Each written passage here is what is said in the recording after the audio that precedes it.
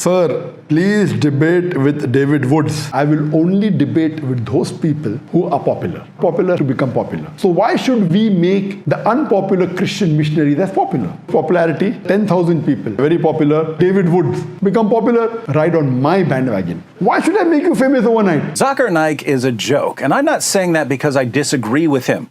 I'm saying it because he's a complete joke. Let me give you 3 quick reasons.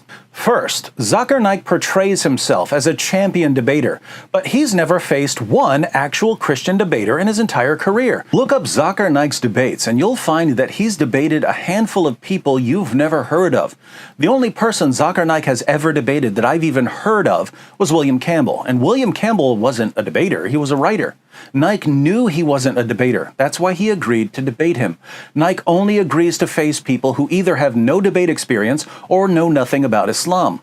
Those of us who debate regularly and who deal with Islam regularly, Naik won't come near us. And we've been challenging him for years. Here's a debate challenge we sent him nearly 8 years ago. And do you know what he says when we challenge him to debate? He says, you have to guarantee that you will show up to the debate with 10,000 people. As long as he can gather minimum 20,000 people for his live lecture. Now, that's a strange demand. If you look at Zakir Naik's other debates with Christians, they didn't have to bring 10,000 people to the debate. In the 2 Zakir Naik debates I've clicked on, there were only a couple hundred people in the audience. Why did Zakir Naik debate them? I was recently watching one of Naik's Q&A sessions, and a Christian woman was at the mic, and Zakir Naik said that if she wanted to debate, they could set up a debate. Ask your question in 2 or 3 sentences. If it is more than 2 or 3 sentences, yes, it becomes a lecture. If you want to have a lecture, yes, sure. If you want to have a debate also, we can arrange. Can you? Okay. You can come to Bombay. Right. No, it's not Bombay. I'm in the Gambia. Why was Zakir Naik trying to set up a debate with a random woman who stepped up to a mic at a Q&A session? By the way, right after he challenged her to debate, he changed his mind and said that he refuses to debate women. Then he said that he would be happy to debate a religious scholar. But once again, Naik didn't say anything about bringing 10,000 people to the debate. Why does Zakir Naik's 10,000 people rule only come into play when he's challenged by people who debate regularly? If some local pastor no one's ever heard of agrees to face him, suddenly Naik is ready to debate, even if the pastor shows up with no one. This is the age of the internet.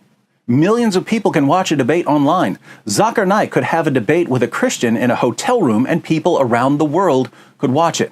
Why does he selectively apply his 10,000 people rule? Because he knows that in America, most Christians have no idea who he is, so they're not going to come out by the thousands to see him debate.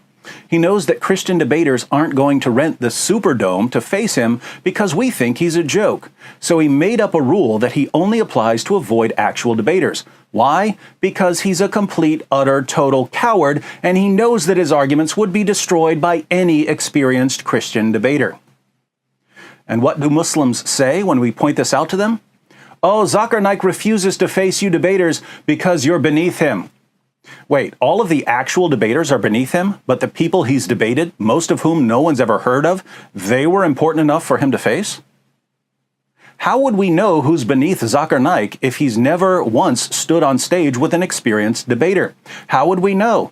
Naik is like a guy who walks outside his house, punches someone in the face, and declares that he's the heavyweight boxing champion of the world without ever facing any actual boxers. It's pathetic. What's even more pathetic is that Naik's followers are so gullible, they think he's a serious debater. There are serious debaters in the world. Naik isn't one of them. Second, Zakir Naik's ministry pays people to convert to Islam. The Hindustan Times reports, the special branch of the Mumbai police claims that controversial Islamic preacher Zakir Naik and his non-profit Islamic Research Foundation have illegally converted around 800 people to Islam by paying them using funds received from abroad. Mumbai police found that Naik's organization paid converts 50,000 rupees, some of which came from Saudi Arabia. For you Muslims who are thinking to yourself, no, Zakir Naik would never do such a thing, you should probably study the Quran and the life of your prophet, because Muhammad himself paid people to convert to Islam. And one of the reasons you pay zakat is to pay people to convert to Islam. Surah 9, verse 60 of the Quran lists the various uses of zakat. One of the uses is to attract the hearts of those who have been inclined towards Islam. What does it mean to use zakat funds to attract people's hearts? Muhammad shows us exactly what it means. In Sahih Muslim, number 6022, Muslims win the Battle of Hunayn. And we read, "On that day, the Messenger of Allah gave Safwan bin Umayyah 100 sheep, then another 100, then another 100. Ibn Shahab said, Sa'id bin al-Musayyab told me that Safwan said, by Allah, the Messenger of Allah gave me what he gave me, and he was the most hated of people to me. But he kept giving to me until he became the most beloved of people to me." This guy hated Muhammad, but Muhammad kept giving him sheep by the hundreds until Muhammad was his favorite person in the world. In Sahih al-Bukhari 3344, Muhammad divides a piece of gold among 4 chiefs of a different tribe. We read, "So the Quraysh and the Ansar became angry and said, he, i.e. the Prophet, gives to the chiefs of Najd and does not give to us. The Prophet said, I give to them so as to attract their hearts to Islam." He was giving them gold to attract their hearts to Islam. Nearly 14 centuries later, Zakir Naik is doing the same thing. Muslims should be proud of Naik for imitating his prophet by bribing people to convert when his arguments fail miserably. Third, a few years ago, when I was watching some of Zakir Naik's talks to get some video clips for some shows, I was impressed that so many Muslims showed up to hear him speak when the talks were in English. I know a few Christians from one of the areas he was speaking in, and I said to them, it's cool that wherever Zakir Naik goes, there are so many Muslims there who speak English. They said, oh, lots of the Muslims who show up don't speak English. I said, why do they show up? Just to be close to Naik? They said, no, the Muslim leaders bring them in to cheer. They tell the Muslims who don't speak English to cheer loudly whenever they hear other Muslims cheering. Now think about this. Zakir Naik's organization has to bring in Muslims who have no idea what he's saying to cheer for whatever he says. Why? Because they understand that many Muslims, and even some non-Muslims, don't know enough about what he's saying to know if his arguments are good or bad. But if enough people are cheering for what he says, gullible audience members will assume that he must be right. So Naik's organization loads the audience with people who cheer for him no matter what he says, because the cheering has a psychological impact on gullible audience members.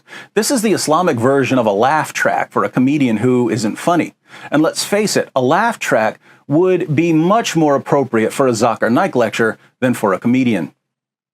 Putting all of this together, many Muslims regard Zakir Naik as their best debater and top apologist. Who is Zakir Naik? He's someone who pretends to be a champion debater even though he's a complete coward who instantly backs down from every single experienced Christian debater who challenges him. He's someone who pays people to convert to Islam just as his prophet paid people to convert to Islam. And he has to bring in cheerleaders to tell his fans when to cheer even though they have no clue what he's saying, all so he can trick ignorant, naive, easily manipulated audience members into thinking that he's presented a serious case for Islam. Zakir Naik is a joke. He's always been a joke. He'll always be a joke. If this is, as many Muslims claim, the best apologist Islam has to offer out of 1.6 billion Muslims in the world, what does this tell us about Islam? Welcome to Islam, the only religion that would want someone like Zakir Naik as its champion.